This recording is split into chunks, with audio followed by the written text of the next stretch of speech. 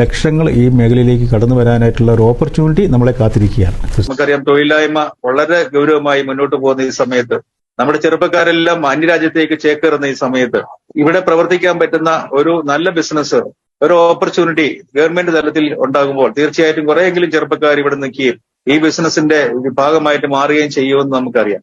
നല്ല പ്രോഡക്റ്റ് ഉള്ള, അതായത് കൺസ്യൂമേഴ്സിന്റെ മുമ്പിൽ ധൈര്യമായിട്ട് അവതരിപ്പിക്കാൻ പറ്റുന്ന പ്രോഡക്റ്റ് ഉള്ള കമ്പനിയിൽ മാത്രം നിങ്ങൾ പ്രവർത്തിക്കാനായിട്ട് ശ്രമിക്കുക.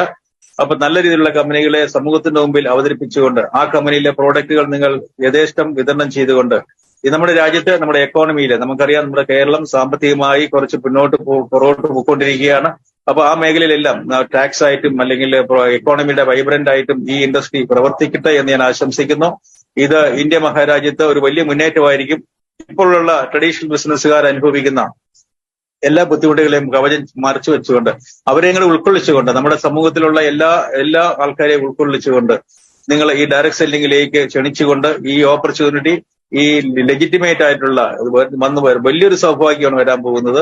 നിങ്ങൾ നാളിതുവരെ എന്തെങ്കിലും പോരായ്മകൾ ഉണ്ടായില്ല,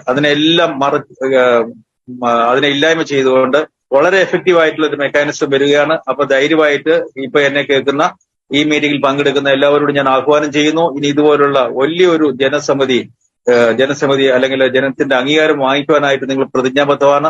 നിങ്ങളെ ഞങ്ങൾ ഭരമേൽപ്പിക്കുന്നു. ഇനി നിങ്ങൾക്ക് യാതൊരു വിധത്തിലുള്ള ആശങ്കയും വേണ്ട എന്ന് ഞാൻ പറയുന്നു. നല്ല രീതിയിൽ പ്രവർത്തിക്കുന്ന കമ്പനികൾക്ക് യഥേഷ്ടം മുന്നോട്ട് പോകാൻ സാധിക്കും. ചീത്ത രീതിയിൽ പ്രവർത്തിക്കുന്ന കമ്പനികളെ ഇവിടെ തന്നെ അത് ഉന്മൂലനം ചെയ്യാനുള്ള എല്ലാ സംവിധാനമായി കഴിഞ്ഞു.